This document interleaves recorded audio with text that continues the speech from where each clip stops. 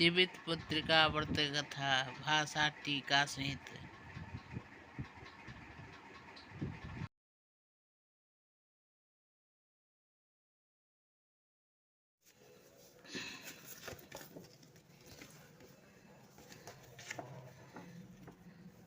एक बार नवमेश्वरायण के निवासी ऋषियों ने संसार के कल्याणार्थ सूत जी से पूछा कि हे सूत जी, कराल कलिकाल में लोगों के बालक किस तरह दीर्घायु हो सकेंगे। सूत जी बोले, जब द्वापर का अंत और कलयुग का आरंभ था, उसी समय बहुत सी शोकाकर उसने आपस में सलाह की कि क्या इस कलयुग में माता के जीवित पुत्र मर जाएंगे।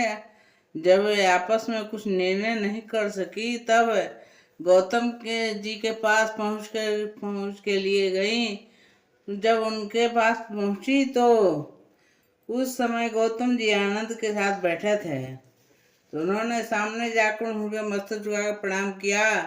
तदंतर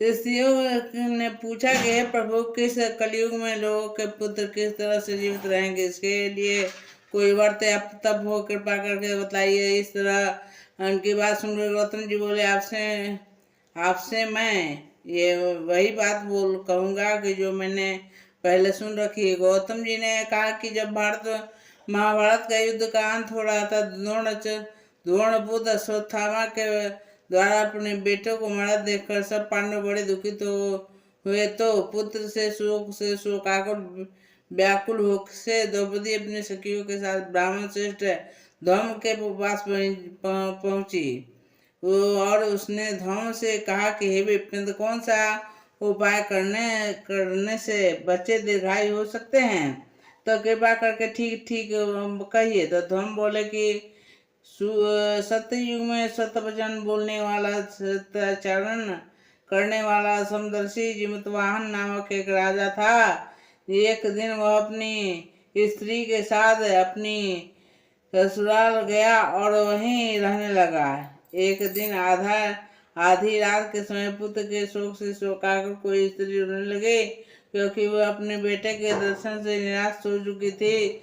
उसका पुत्र मर चुका था। वो रोती हुई कहती थी कि हाय, मुझे बूढ़ी माता के सामने मेरा बेटा मरा जा रहा है। इसका रुदन मुझे सुनकर राजा जीमूतवाहन को तो मानो हृदय विदीर्ण हो गया।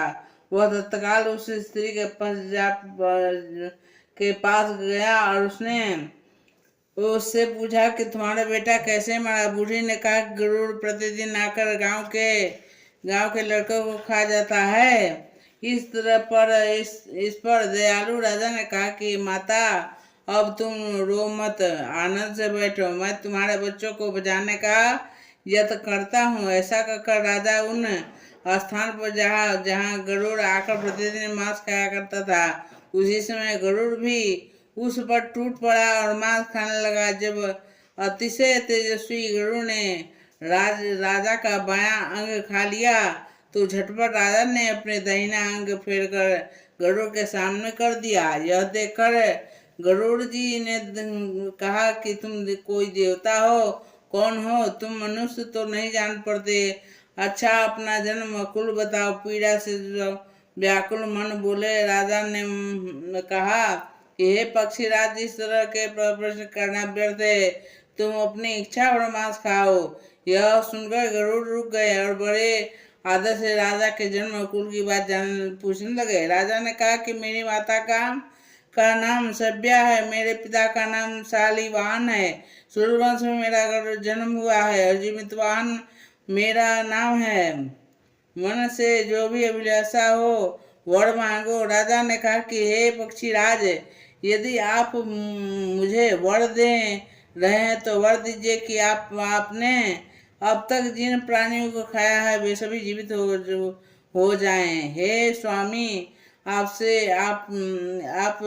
यहाँ बालक को न खाएं और कोई ऐसा उपाय करें कि जहाँ जो उत्पन्न हो वे लोग बहुत दिनों तक जीवित रहें। धर्म ने कहा कि पक्षीराज, गरुड़ राजा कुछ वरदान देकर स्वयं मृत को नागलोक में चले गए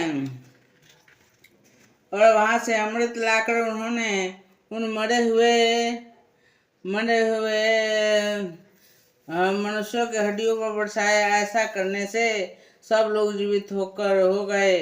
जिसको पहले गरुड़ ने खाया था वे राजा के त्याग और गरुड़ की कृपा से वहाँ वालों का बहुत कष्ट दूर हो गया।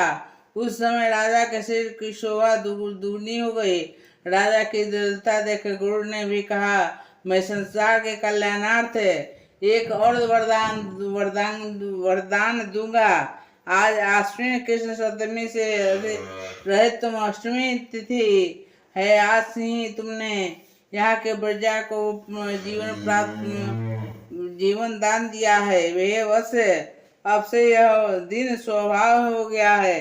जो मूर्ति भेद से विविध नामों से विख्यात है वही त्रिलोक में पूजित दुर्गा अमृत प्राप्त करने के अर्थ में जीवित पुत्रिका कहलाती हैं। सो इस तिथि को जो स्त्रियां इस जीवित पुत्रिका की कुश की आकृति बनाकर तुम्हारी पूजा करेंगी तो दिनों दिन उसका सौभाग्य बढ़ेगा, वंश की भी बढ़ती होती रहेगी। हे महाभाग, उस विषय में विचार करने की आवश्यकता नहीं है। हे राजन, सप्तमी से रहित हृदय अष्टमी को व्रत करे, यानी सप्तमी विद्या अष्टमी जिस दिन हो उसी दिन व्रत न कर शुद्ध अष्टमी को व्रत करे और नवमी को पारण करे। यदि इस पर ध्यान न दिया जाए तो फल नष्ट हो जाएगा और सौभाग्य तो अवश्य नष्ट हो जाएगा।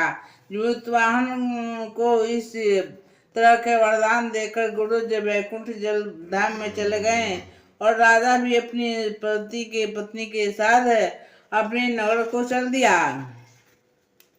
धौम द्रौपदी से कहते हैं कि देवी, मैंने ये अतिशय दुर्लभ व्रत तुमको बतलाया है। इस व्रत को करने से दीर्घायु होते हैं। हे देवी, तुमने पूर्वोक्त विधि से यह व्रत की दुर्गा जी के पूजन करो, तुम्हें विलासित फल प्राप्त होगा। मुनिराज धूम की बात सुनकर द्रौपदी के हृदय में एक बड़ा कौतूहल उत्पन्न हुआ और पूर्ववासिनी स्त्रियों को बुलाकर साथ ही उत्तम व्रत किए। गौतम ने कहा कि यह व्रत इसके बाद किसी एक चिल्ली ने सुन ली और अपनी सखी होशियारिन को बताया। उसके बाद पीपल वृक्ष की शाखा में बैठकर उस चिन्ह हुई इस वृक्ष के खोते में बैठकर सियारिन से व्रत किया।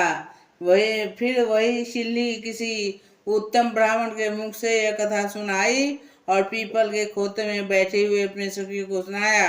सियारिन ने भी आदि कथा सुनकर उसे भूख लग गई थी और वही अपने उसी समय सबसे भरे हुए शमशान में पहुंची। वहां उसने इच्छा और मांस का भोजन किया और चिल्ली बिना कुछ खाए पिए रह गई और सवेरा हो गया। सवेरे वह गौशाला में गई, वहां गौ का दूध पिया, इसके नवमी का पारण किया। कुछ दिनों बाद वे दोनों मर गए और अयोध्या में किसी धनी व्यापारी के घर में जन्मे। संयोग से उस दोनों का जन्म एक ही घर में हुआ था जिसमें सियारिन ज्येष्ठ और चिल्ली छोटी थी। वे दोनों सभी शुभ लक्षणों से युक्त हुई, इसलिए बड़ी लड़की काशीराज के और छोटी इनके मंत्री के का अपत्य अग्नि के सामने विधि पूर्वक विवाह गई। पूर्व जन्म के कर्म को से वह मृगनयनी रानी हुई, जिसकी भी संतान को उत्पन्न करती थी और मर जाती थी। पूर्व जन्म की बातों को स्मरण करने वाले मंत्री की पत्नी भी वस्तु दृश्य तेजस 8 बेटे उत्पन्न किए और सभी जीवित रह गए। अपनी बहन के पुत्रों को जीवित देखकर ईर्ष्यावश राजपत्नी ने अपनी स्वामी से कहा कि यदि तुम मुझे जीवित रखना चाहते हो तो इस मंत्री के सभी पुत्रों को उसी जगह भेज दो जहाँ मेरे बेटे गए थे, अर्थात इसे मार डालो। यह सुनकर राजा ने मंत्री के पुत्रों को मारने के लिए कई प्रकार उद्योग किया, पर मंत्री पत्नी के त्याग का पुण्य बल से बचा लिया। एक दिन राजा ने अपने आदमियों से उन पुत्रों को सिर कटवाकर पिटारी में रखवाया और पिटारी उनकी माता मंत्री पत्नी के पास भेज दिया, किंतु वे 8 सिर बेशकीमती जवाहर जवाहरात हो गए और भले चंगे हुए 8 लड़के अपनी माता के पास वापस चले आए। उनको जीवित देखकर राजपत्नी के बड़ा विस्मय हुआ। अंत में वह मंत्री की पत्नी के पास आई। उसने पूछा कि बहन, तुमने कौन सा ऐसा पुण्य है किया है जिसके बार बार मारे जाने पर भी तुम्हारे पुत्र नहीं मरते। इस पर मंत्री की पत्नी ने कहा, पूर्व जन्म में मैं चील थी और तुम सियारिन दोनों में व्रत किया था और तुमने व्रत के नियमों को बड़ी भारी पालन नहीं किया था और मैंने किया था। इसी दोष से हे बहन, तुम्हारे बेटे नहीं जीते हैं। ओ राजरानी, अब भी तुम उसी जीवित व्रत का व्रत करो, तुम्हारे बेटे दीर्घायु होंगे। मैं तुमसे सच सच कह रही हूँ। इसके कथा अनुसार रानी ने व्रत किया, तभी से उसके कई बेटे सुंदर, दीर्घायु और बड़े बड़े राजा हुए। सूत जी कहते हैं कि सब प्रकार का आनंद देने वाला मैंने यह दिव्य व्रत बतलाया है। स्त्री यहाँ चिरंजीवी संतान चाहती हो तो विधि पूर्वक इस व्रत को करे। इति श्री जीवितोत्तिका व्रत कथा समाप्त। प्रेम से बोलिए जी भगवान की जय, श्री चिल्ले की जय, श्री सियाड़न की जय। राधे राधे।